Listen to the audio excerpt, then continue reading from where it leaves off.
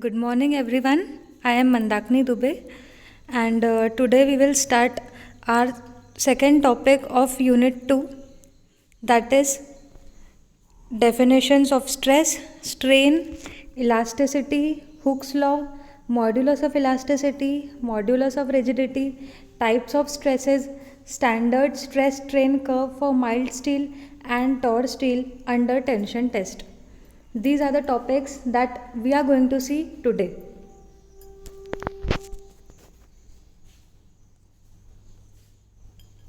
Learning outcomes that will be achieved during the session: articulate practical significance of stress strain curve for given materials under given loading conditions for their relevant use. Course outcome that has been mapped: interpret structural behavior of materials under various loading conditions. The POs that will be mapped are 1, 2, 3 and 4. We'll start with the topics stress. Now we'll see what is stress. Stress होता क्या है? The internal resistance offered by a body against the deformation is called a stress. If talking about in simple language, अगर हम एक सादा भाषा में बात करेंगे तो स्ट्रेस क्या है? अगर समझो कोई एक मटेरियल है या फिर एक बॉडी है, एक इंसान है, उस पर अगर एक्सटर्नल लोडिंग आ रही है, अगर उस पर एक्सटर्नल प्रेशर आ रहा है, लोडिंग आ रही है जो उसे डिफॉर्म करना चाहती है, पर वो डिफॉर्म नहीं होना चाहता, तो वो अपने अंदर से कुछ इंटरनल रेजिस्टेंस ऑफर करेगा एक्सटर्नल एजेंसी को. तो ये जो इंटरनल रेजिस्टेंस है, it is nothing but stress. Okay, it is denoted by sigma. Its unit is Newton per mm square. उसका फॉर्मूला है stress is equal to load per unit area.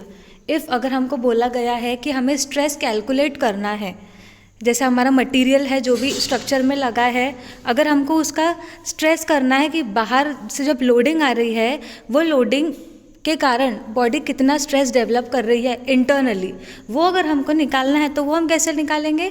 Load per unit area. वो body पे कितना load आ रहा है और कितनी area पर आ रहा है, उससे हमको क्या निकल जाएगा? हमारा स्ट्रेस मिल जाएगा. Now the second is strain. Now we will see what is strain. Strain is ratio of change in length to the original length. Change in length मतलब अब हमको पता है जैसे एक्सटर्नल एजेंसी आई, उसने डाला, लोड डाला, फोर्स लगाया, हमारी जो बॉडी है उसने उस पर फोर्स लगाया, तो कहीं ना कहीं वो डिफॉर्म होगा. अगर डिफॉर्म होगा तो कहीं ना कहीं वहाँ पे एलोंगेशन आएगा, कहीं ना कहीं चेंज इन लेंथ आएगा. या तो वो बढ़ सकता है या तो वो कम भी हो सकता है. तो ये जो चेंज इन लेंथ है, it is known as strain. Okay, strain will be equals to, it is a ratio of change in length upon the original length, and it is denoted by small e. Now the next is Hooke's law. Now we will see what is Hooke's law. It states that stress is directly proportional to strain within elastic limit. क्या होता है ये elastic limit? क्या होता है elastic limit? We will see in the next topic. अभी जो मैं थोड़ी देर बाद बताऊंगी आपको, जो ग्राफ है उसके इससे आपको समझ में आएगा कि क्या होता है. ठीक है, इलास्टिक लिमिट क्या होता है वो आपको वीडियो जो मेरा टॉपिक है वो देखने के बाद समझ में आएगा. हुक्स लॉ में ये कहता है कि स्ट्रेस जो रहेगा वो क्या रहेगा? डायरेक्टली प्रोपोर्शनल रहेगा स्ट्रेन को. ठीक है, स्ट्रेस हमको पता है, stress is nothing but the internal agency. It is the internal, body के अंदर से एक रेजिस्टेंस जो ऑफर हो रहा है एक्सटर्नल एजेंसी को, उसे हम स्ट्रेस कहते हैं. और स्ट्रेन किसे कहेंगे? अगर एक्सटर्नल जो एजेंसी है जब वो लोड डाल रही है, बॉडी में जो चेंजेस आ रहे हैं उसको स्ट्रेन बोलेंगे. तो एक विद इन इलास्टिक लिमिट में the stress will be directly proportional to strain. Now we will see Young's modulus. Young's modulus क्या होता है? It is the ratio of stress and strain which is a constant within the elastic limit is called Young's modulus or modulus of elasticity. ऊपर जो formula लिखा है उसी से अगर हम करेंगे, sigma is equals to Young's modulus into strain. तो अगर उसका फॉर्मूला आ गया तो आ जाएगा कि Young's modulus will be equals to stress upon strain. Now we will see what are the types of stresses. हमने स्ट्रेसेस की बात की कि स्ट्रेसेस होता क्या है। स्ट्रेस, हमको एक बात ध्यान में रखना है कि हमें क्या पढ़ना है, हम क्यों पढ़ रहे हैं। हम, आपको एक आ रहा होगा मन में सवाल कि हम स्ट्रेस क्यों पढ़ रहे हैं, क्यों ज़रूरी है। अरे भाई, जब कोई भी चीज़ पे लोडिंग आ रही है तो हमें पता तो रहना चाहिए ना कि हमारे जो मटेरियल है वो कैसा इफेक्ट दे रहा है कि नहीं। क्योंकि हमें डिफॉर्मेशन नहीं चाहिए। जो एक्सटर्नल एजेंसी आ रही है वो चाहती है कि हम बढ़े, बट हम नहीं बढ़ना चाहते हैं, तो हम हमारा इंटरनल रेजिस्टेंस दे रहे हैं। हमारा विल पावर जो बोलता है ना, वो है एक इंटरनल रेजिस्टेंस दे रहे हैं, तो वो स्ट्रेस है, ठीक है। और हमको हमारे मटेरियल का स्ट्रेस पता होना बहुत ज़रूरी है। क्यों? क्योंकि हम लोडिंग को तो चेंज नहीं कर सकते, बट हम हमारे मटेरियल को ऐसा डिज़ाइन कर सकते हैं कि वो लोड विथस्टैंड कर सके। इसीलिए हम स्ट्रेसेस पढ़ते हैं। अब हम देखेंगे what are the types of stresses. Stress मतलब जो तरीके का लोड आएगा उस तरीके का बॉडी रिएक्शन देगा, क्योंकि हमको पता है कि जैसा एक्शन होता है वैसे ही रिएक्शन होता है। तो जैसा लोड आएगा या जैसा फोर्स आएगा वैसा ही हमको रिटर्न में उसको स्ट्रेस देना पड़ेगा। तो मेनली 3 तरीके के स्ट्रेसेस है। कौन सा? पहला, the number 1 is tensile stress, the second is compressive and the third is shear stress. Tensile stress कब लगेगा? Resistance offered by the body against tensile force. जब टेंसाइल फोर्स एक्ट करेगा बॉडी पे, एक्सटर्नली जब टेंसाइल फोर्स आएगा, मतलब कोई एक बॉडी है उसको जब कोई एक्सटर्नल जो टेंसाइल है वो खींच रहा है, एक बॉडी को जब टेंसाइल फोर्स खींचेगा, पुल करेगा, तो कहीं ना कहीं एक टेंसाइल स्ट्रेस डेवलप होगा, जो क्या करेगा, वो पुल को रोकेगा, वो पुल होने नहीं देगा, वो बॉडी को डिफॉर्म नहीं होने देगा। ये this we can see with the help of a diagram. यहाँ पे देखो डायग्राम में भी हमको समझ में आ रहा है, दोनों तरफ से, दोनों एंड पॉइंट से P है। ये क्या है? P is nothing but the force. ये कौन सा फोर्स है? Tensile force. ये बार को दोनों तरफ से खींच रहे हैं, दोनों तरफ से खींचा जा रहा है। तो जब हम एक लर्निंग के लिए हमने जब वो सेक्शन कट किया तो हमको क्या समझ में आ रहा है कि देखो जो तरफ जो समझो अब ये है, राइट साइड में क्या है? खिंचाव है, मतलब कहीं ना कहीं टेंसाइल फोर्स है। तो यहाँ पे लेफ्ट में रेजिस्टेंस है, क्यों? ताकि बढ़ना नहीं चाहिए, ठीक है। And its intensity will be calculated by the formula load per unit area, ठीक है। स्ट्रेस का फॉर्मूला क्या है? Load per unit area, that as we have seen earlier. The second one is compressive stress. These are the internal stresses developed in the body to resist compressive force. अब जब compressive force act करेगा body पे, मतलब एक body एक material है, उसको जब कॉम्प्रेसिव फोर्स एक्ट कर रहा है, मतलब कोई चीज़ उसको कॉम्पैक्ट करने की कोशिश कर रही है, तो वो कॉम्पैक्शन को रोकने के लिए जो स्ट्रेस डेवलप हो रहा है उसे हम क्या कहेंगे? कॉम्प्रेसिव स्ट्रेस कहा जाएगा। The third one is shear stress. The tangential resistance offered by the body to shear force is known as shear stress. जो शियर स्ट्रेस, जो शियर आ रहा है बॉडी पे, जो डेवलप हो रहा है, उसको रेजिस्ट करने के लिए जो मिले आएगा स्ट्रेस, उसे हम क्या कहेंगे? शियर स्ट्रेस बोला जाएगा। The intensity of shear stress is P/A। Now we will start with the stress strain curve for ductile material. This topic is very important. आपके जो भी डाउट्स हैं इलास्टिक लिमिट को लेके, डक्टिलिटी क्या है, वो सब आपके यहाँ पर क्लियर होंगे। क्यों? क्योंकि पहले हमने सिर्फ उसका डेफिनेशन पढ़ा था, बट अब हम देखेंगे कि वो एप्लीकेबल कैसा है, वो कैसा काम कर रहा है, किसको कहाँ क्या कहा जा रहा है, वो अब हम देखेंगे। Okay, with the help of this diagram now we will see. अब यहाँ पर क्या है, देखो एक तरफ एरो दिखा रहा है स्ट्रेन का, एक तरफ एरो दिखा रहा है स्ट्रेस का। इसका क्या मतलब है? हमको पता है हमारा मटेरियल है, अब हम काय के लिए देख रहे हैं? Ductile material. And ductile material मैंने आपको कल ही बताया था कि mild steel is ductile material. Mild steel क्या है? डक्टाइल है, और वो इतना डक्टाइल है कि वो बहुत ज़्यादा इलास्टिक है, वो रबर से भी ज़्यादा इलास्टिक है। कौन? स्टील, माइल्ड स्टील, बहुत ज़्यादा वो डक्टाइल है।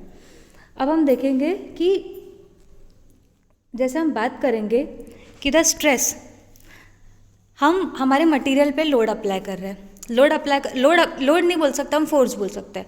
हम हमारे मटेरियल पे फोर्स लगा रहे हैं, ठीक है। फोर्स लगा रहे हैं तो बॉडी में चेंजेस आ रहे हैं, वो क्या है? स्ट्रेन है। बॉडी में जो चेंजेस आ रहे हैं वो है स्ट्रेन। और ये स्ट्रेन को रेजिस्ट करने के लिए जो इंटरनल रेजिस्टेंस डेवलप हो रहा है वो क्या है, स्ट्रेस है, ठीक है, वो क्या है, स्ट्रेस है। स्ट्रेन बढ़ रहा है तो स्ट्रेस भी बढ़ेगा, ठीक है। अगर हम चाह रहे हैं कि हमारी बॉडी डिफॉर्म ना हो तो जैसा स्ट्रेन बढ़ रहा है लोडिंग के कारण वैसा ही स्ट्रेस भी बढ़ेगा। हम देखेंगे कि एक पॉइंट है ए, मतलब नीचे समझो पॉइंट ओ है, तो ए तक का जो पॉइंट है हमको कर्व क्या दिख रहा है, लीनियर दिख रहा है।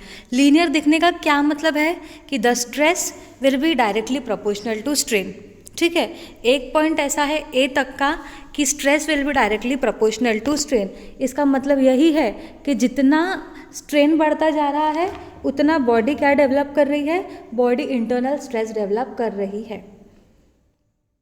उसके बाद और ये जब स्ट्रेस है और यही जब stress is directly proportional to strain, इसी को हम क्या कहते हैं, यंग्स मॉड्यूलस कहते हैं। कि जब जितना लोड आ रहा है बॉडी पे जितना फोर्स आ रहा है वो फोर्स के कारण जो चेंजेस आ रहे हैं, मतलब जो स्ट्रेन है वो डेवलप हो रहा है। ये स्ट्रेन को रेजिस्ट करने के लिए जितना स्ट्रेन डेवलप हो रहा है बॉडी उतना इंटरनल रेजिस्टेंस डेवलप कर रही है, मतलब stress is directly proportional to strain, ठीक है। इसे हम क्या कहेंगे, यंग्स मॉड्यूलस कहेंगे। अब जो पॉइंट है ए से बी तक का, अब हम क्या देखेंगे कि जो ग्राफ है अब वो लीनियर नहीं है। लीनियर मतलब अब वो स्ट्रेट लाइन में नहीं है, कहीं ना कहीं क्या हुआ, अब वो एक कर्व आया है। That is the stress is not directly proportional to strain. Point B is known as elastic limit. अभी तक हमने सुना था within the elastic limit, within the elastic limit. What is elastic limit? Elastic limit एक वो limit है कि ये पॉइंट पे अगर हमने हमारा फोर्स या लोड अगर हटा दिया, ये पॉइंट पे अगर हमने हमारी लोडिंग हटा दिया तो हमारा जो मटेरियल है या जो भी बॉडी है वो अपने ओरिजिनल शेप में आ जाएंगी, उसमें कुछ भी डिफॉर्मेशन नहीं होगा ये पॉइंट तक। इसलिए ये पॉइंट को हम क्या कह रहे हैं, इलास्टिक लिमिट कह रहे हैं, ठीक है। मतलब पूरा रिकवरी हो जाएगा। अगर हमने बी पॉइंट पे आकर हमने हमारी लोडिंग हटा दी तो हमारा जो मटेरियल है वो अपने ओरिजिनल शेप में आ जाएगा, वो अपना ओरिजिनल जो शेप है वो रिकवर कर लेगा। अब हम जाएंगे पॉइंट सी पर। तो सी और डी जो पॉइंट है वो क्या है, C is the upper yielding point and D is the lower yielding point, sorry, ठीक है। C is the upper yielding point and D is the lower yield point. Yield का मतलब क्या होता है कि अब हमारा जो मटेरियल था अब वो इलास्टिक नहीं रहा, वो यील्ड कर चुका है, मतलब कहीं ना कहीं वो फैल चुका है, अब वो डिफॉर्मेशन के प्रोसेस में आ गया है, ठीक है। अब क्या होगा, सी से डी जो पॉइंट है यहाँ पर क्या होगा, कहीं ना कहीं there will be a fall of stress due to slipping of carbon atoms. हमको पता है हमारे स्टील में कार्बन एटम्स रहते हैं, ठीक है, हमको पता है कि हमारे स्टील में क्या रहता है, कार्बन एटम रहते हैं। तो सी से डी तक का पॉइंट है, यहाँ पे क्या हो जाएगा, कार्बन एटम्स कम होते जाएंगे और जो स्ट्रेस है वो मतलब कम हो जाएगा, मतलब कहीं ना कहीं अब डिफॉर्मेशन होना स्टार्ट हो गया। क्यों? क्योंकि स्ट्रेन बढ़ रहा है, मतलब बॉडी में चेंजेस बढ़ रहे हैं, पर वो चेंज रोकने के लिए जो स्ट्रेस चाहिए अब वो कम पड़ते जा रहा है, अब वो नहीं है उतना, ठीक है। अब फिर पॉइंट आएगा डी से ई तक का। डी से ई तक का जो पॉइंट है यहाँ पे क्या होगा, एक प्लास्टिक डिफॉर्मेशन होगा। प्लास्टिक डिफॉर्मेशन होगा मतलब क्या है कि बॉडी अब यील्ड कर चुकी है, अब उसका परमानेंट डिफॉर्मेशन हो गया है, मतलब अब अगर हमने लोड हटा भी दिया तो बॉडी अपने ओरिजिनल शेप में नहीं आने वाली, वो डिफॉर्म हो चुकी है, ठीक है। डी से ई तक का। अब ई हमको एक दिखेगा कि जो ई पॉइंट है कहीं ना कहीं ये ई पॉइंट क्या है, एक अल्टीमेट स्ट्रेंथ पॉइंट है। अल्टीमेट स्ट्रेंथ पॉइंट मतलब क्या होगा, हमें पता है कोई भी चीज़ टूटने के पहले क्या होगा, अपना मैक्सिमम देंगी, है कि नहीं। कोई भी चीज़ अगर समझो हम रेसिंग में पार्ट ले रहे हैं, हम बस एंड पॉइंट पे आ गए हैं तो वहाँ पे हमको हमारी स्पीड बढ़ाना पड़ता है। वो जो स्पीड है वो क्या रहेगी, एक अल्टीमेट स्ट्रेंथ रहेंगी हमारी। At that point our strength is the ultimate strength. तो अब हमारा जो मटीरियल है वो कहीं ना कहीं फेल होने वाला है, बेंड होने वाला है, या जो भी है उसका फेलियर होने वाला है। तो फेलियर के पहले वो क्या देगा, अपना अल्टीमेट स्ट्रेंथ देगा, and that E point is the ultimate strength point. And at F वो आकर ब्रेक हो जाएगा। एट एफ हमारा जो ये है वो फेल हो जाएगा, ठीक है। होप आपको समझ रहा है, आप आराम से समझिए, आपको समझ में आएगा। It is not hard, it is very easy. You will have to feel the subject. जब तक आप सब्जेक्ट को फील नहीं करोगे आपको चीज़ें बर्डन लगेंगी। You have to feel the subject, you have to imagine each and everything कि ऐसा कैसा हो रहा है, क्यों हो रहा है, क्या हो रहा है, आपको फिर समझ में आएगा। हाँ, मैंने यहाँ पे लिखा है जहाँ पर क्या है, लिमिट ऑफ प्रोपोर्शनैलिटी है, बी इलास्टिक लिमिट है, सी अपर यील्ड पॉइंट है, डी लोअर यील्ड पॉइंट है, E is the ultimate load point and F is the breaking point. F पर हमारा जो मटेरियल है वो आकर ब्रेक हो जाता है। Now we will see the important terms. What are the important terms? Limit of proportionality, till this point stress and strain are proportional to each other. इसका यही मतलब है कि जैसा जैसा बॉडी में चेंजेस आते जा रहे हैं वैसा वैसा उतना ही बॉडी स्ट्रेस डेवलप कर रही है। Elastic limit, limit with in which material shows elastic property. एक ऐसा पॉइंट जहाँ तक हमारा मटीरियल इलास्टिक लिमिट बता सकता है, प्रॉपर्टी अपनी बता सकता है। What is yield? Where material starts to change from elastic to plastic. एक ऐसा पॉइंट जहाँ पे हमारा मटेरियल इलास्टिक से प्लास्टिक हो रहा है, इलास्टिक में क्या हो रहा था, वो अपने ओरिजिनल शेप में आ रहा था, बट जब प्लास्टिक डिफॉर्मेशन होने लगा वो अपने ओरिजिनल शेप में नहीं आएगा। Permanent set, an irreversible deformation that remains in a structure और material after it has been subjected to stress. Ultimate, it is maximum stress point. From this point material starts breaking. Now stress strain curve for brittle material. Ductile हमने देखा था, brittle हमने क्या देखा था? Brittle मतलब क्या होता है, ये बिना वार्निंग के टूट जाता है। हमारा जो डक्टाइल मटेरियल था वो बहुत वार्निंग देता था, बट जो ब्रिटल मटेरियल है वो बिल्कुल भी वार्निंग नहीं देगा। It does not give any prior warning before break. अब यहाँ पर हम देख रहे हैं जैसा जैसा बॉडी में स्ट्रेन बढ़ते जा रहा है, इंटरनल स्ट्रेसेस बढ़ते चली जा रही है, एक पॉइंट तक लीनियर है, एकदम से आकर फिर हमारा जो कर्व है वो बेंड हो गया, ब्रेक हो गया, breaking stress. It is nothing but stress strain curve for brittle material. Key points, the points which you have to remember: stress, strain, modulus of elasticity, deformation, Hooke's law, ductility, stress strain curve for ductile material, brittleness, stress strain curve for brittle material. Thank you. ये video upload किया है मैंने अभी, इसके बाद मैं आपको LBD send करूँगी, वो आपको सॉल्व करनी है, नोट्स प्रोवाइड करूँगी, and then we will have our interaction class. Okay, आपको जो भी डाउट्स आते हैं आप वीडियो देखो, फिर जो भी आपको प्रॉब्लम रहती है वो हम इंटरेक्शन क्लास में सॉल्व करेंगे। Okay, thank you.